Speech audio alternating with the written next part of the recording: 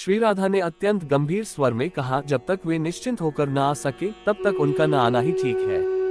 हम केवल उन्हें पाकर ही सुखी नहीं होती, उनके मुख पर मुस्कान देखकर ही सुखी होती है। हे उद्धव, मुझे ऐसा लगता है कि मथुरा में कृष्ण कोई दूसरे होंगे। मेरे कृष्ण तो मेरे साथ ही रहते हैं, मुझे छोड़कर वे गए ही नहीं हैं। श्री कृष्ण कंस द्वारा आमंत्रित होकर जब अक्रूर जी के साथ मथुरा चले गए, तब बहुत समय बीत जाने पर भी वापस न लौटे। श्री कृष्ण मथुरा के राजा हैं। प्रिय सखा उद्धव जी की निज सेवा है। मथुरा में सर्वत्र ऐश्वर्य है, अनेक दास दासियां हैं, 56 भोग हैं, सब प्रकार का सुख है। परंतु परमात्मा प्रेमाधीन है, वे प्रेम के अतिरिक्त अन्य साधनों से न रीझते हैं और न ही रह पाते हैं। श्री कृष्ण जब द्वारकाधीश बन गए तब भी वह व्रज को नहीं भूले। द्वारका में जब श्री राधा और गोपियों की बात चलती तो श्री कृष्ण को रोमांच हो आता, आंसू बहने लगते, वाणी गदगद हो जाती, कुछ बोल नहीं पाते। एक दिन श्री कृष्ण ने अपने प्रिय सखा ज्ञानी उद्धव से कहा कि उद्धव, तुम शीघ्र ही व्रज जाओ, ब्रह्मज्ञान का संदेश सुनाकर व्रजवासियों का ताप हरो। जैसे ही उद्धव जी ने व्रज की सीमा में प्रवेश किया, प्रेम की मधुर रसधार ने उन्हें अपने रंग में रंगना शुरू कर दिया। करील की कटीली झाड़ियों में उनका वस्त्र उलझ गया, मानो ये करील की कुंजें कह रही हो, उद्धव, इस प्रेम नगरी में जरा संभल कर जाना, कहीं व्रजबालाओं की विरहाग्नि में तुम्हारे ज्ञान की पोथी न जल जाए। संभालो, योग की पूंजी न हाथों से निकल जाए, कहीं विरहाग्नि में ज्ञान की पोथी न जल जाए। उद्धव जी को व्रज में आए 10 मास हो गए। एक दिन मथुरा लौटने की अनुमति लेने के लिए उद्धव जी श्री राधा के पास जाकर बोले, श्री कृष्ण चरणों में यदि कुछ निवेदन करना हो तो इस दास को आदेश कीजिए। श्री राधा ने अत्यंत कातर शब्दों में कहा, उद्धव, राधा सी अभागिनी दूर, अभागिनी पापिन कौन, जिसको छोड़ मधुपुरी जाकर माधव मधुर हो गए मौन। ऐसी प्रियवियोगिनी तरुणी मेरे सिवा न कोई और, प्रिय बिछोह में शून्य दिखते जिसको सभी काल सब ठौर। उद्धरण, श्री कृष्ण हमारे विरह में कातर हैं, ये बात जिस प्रकार तुमने हमें कही है उसी प्रकार हम भी श्री कृष्ण विरह में कातर हैं। ये बात उनसे कभी मत कहना, क्योंकि हमारा हृदय तो वज्र के समान है। इसी कारण ये बात सुनकर भी हमारा कलेजा फट नहीं गया, परंतु श्री कृष्ण का हृदय तो नवनीत के समान कोमल है। हमारी दुर्दशा की बात सुनकर उनके लिए प्राण रखना भी मुश्किल हो सकता है। हमारी बात उन्हें धीरे धीरे 10-5 दिन का अंतराल देकर सुनाना। उद्धव जी ने श्री राधा से कहा, आपके प्राणवल्लभ को एक बार व्रज में आने के लिए अनुरोध करूं क्या? श्री राधा ने अत्यंत गंभीर स्वर में कहा, जब तक वे निश्चिंत होकर न आ सके तब तक उनका न आना ही ठीक है। हम केवल उन्हें पाकर ही सुखी नहीं होती, उनके मुख पर मुस्कान देखकर ही सुखी होती हैं। हे उद्धव, मुझे ऐसा लगता है कि मथुरा में कृष्ण कोई दूसरे होंगे। मेरे कृष्ण तो मेरे साथ ही रहते हैं, मुझे छोड़कर वे गए ही नहीं हैं। कल मैंने श्री कृष्ण की बांसुरी सुनी है, कदम के पेड़ पर मुझे उनका दर्शन हुआ है। उधर मोहन बने राधा वियोगिन की जुदाई में, इधर राधा बनी है श्याम मोहन की जुदाई में। उद्धव जी समझ गए कि जीव जब भगवान से अतिशय प्रेम करता है तब भगवान अपने माया के पर्दे को हटाकर स्वयं को प्रकट कर देते हैं। जीव जब संसार से प्रेम करता है तब वे अपनी माया से अपने को ढांके रखते हैं। यही बात भगवान ने गीता 7:25 में भी कही है। श्री राधा जी का दर्शन करके उद्धव जी का अभिमान दूर हुआ। वे श्री राधा जी से मांगते हैं, श्री कृष्ण प्रेम दे दो, मेरा ज्ञान शुष्क है।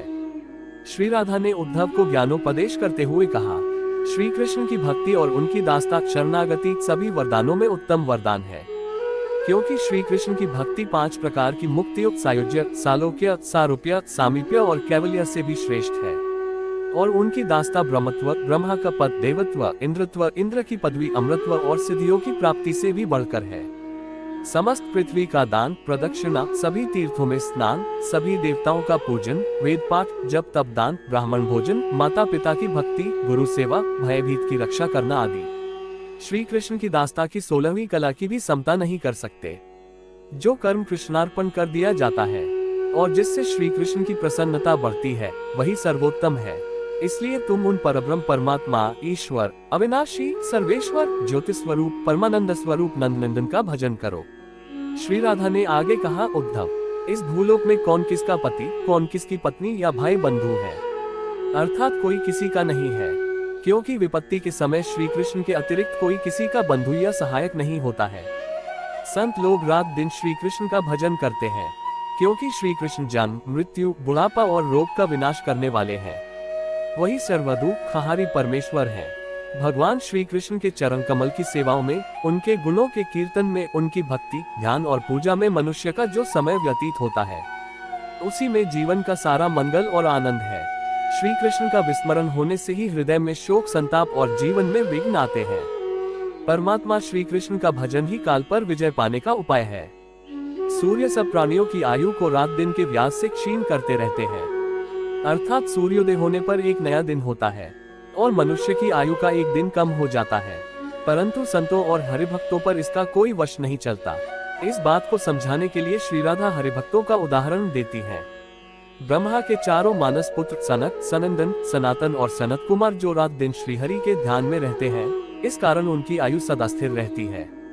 वे 5 वर्ष के शिशुओं की तरह सदा बाल रूप में ही रहते हैं और उसी रूप में वे 11 रुद्रों, 12 आदित्यों और ज्ञानियों के भी गुरु के गुरु हैं। वे दिगंबर हैं, परंतु श्री कृष्ण के ध्यान से पवित्र हो गए हैं। जो मनुष्य इनका स्मरण करते हैं, उनके हृदय में भी हरि भक्ति उत्पन्न हो जाती है और वे श्रीहरि की दास्य भक्ति के अधिकारी बन जाते हैं। मृकिंदु ऋषि के अल्पायु पुत्र मार्कंडेय ने श्रीहरि की सेवा से 7 कल्पों तक की आयु प्राप्त की। वोढु, पंचशिख, लोमश और आसुरी मुनि ने समस्त कर्मों का त्याग कर श्रीहरि के चरण कमलों के ध्यान और सेवा से 100 कल्पों की आयु प्राप्त की। परशुराम, हनुमान, बलि, व्यास, अश्वत्थामा, विभीषण, कृपाचार्य और जाम्बवान ये सभी श्रीहरि के ध्यान से चिरंजीवी हैं। श्रीहरि से द्वेष करने वाले दैत्यराज हिरण्यकशिपु के पुत्र प्रहलाद हरि भक्ति से चिरंजीवी हो गए। भारतवर्ष में जन्म पाकर भी जो मनुष्य श्रीहरि की दास्या भक्ति न करके विषयों में उलझे रहते हैं, वे महामूर्ख हैं। वे जानबूझकर अमृत का त्याग करके विषपान करते हैं। श्री राधा ने उद्धव जी को लक्ष्मीवान, विद्यावान तथा कीर्तिवान होने और समस्त सिद्धियों की प्राप्ति होने का वर दिया।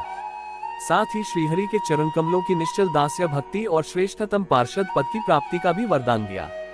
श्री राधा के ऐसे ज्ञान को सुनकर उद्धव बहुत आश्चर्यचकित हो गए। उन्होंने उनकी चरण लेकर शीश पर धारण कर ली, भक्तिपूर्वक सिर झुकाकर श्री राधा जी की वंदना करते हुए कहा, वंदे राधा पदाम भोज ब्रह्मादिसुर वंदितम यत् कीर्ति कीर्तननय पुनाति भुवनत्रयम् नमो गोलोकवासिन्याय राधिकायै नमो नमः शतशृंग निवासिन्याय चंद्रवत्याय नमो नमः। अर्थ, मैं श्री राधा के उन चरण कमलों की वंदना करता हूँ जो ब्रह्मा आदि देवताओं द्वारा वंदित हैं तथा जिनकी कीर्ति के कीर्तन से ही तीनों लोग पवित्र हो जाते हैं। गोकुल में वास करने वाली राधिका को बारंबार नमस्कार। शतशृंग पर निवास करने वाली चंद्रवती को नमस्कार नमस्कार है। प्रेम से बोलो राधे राधे।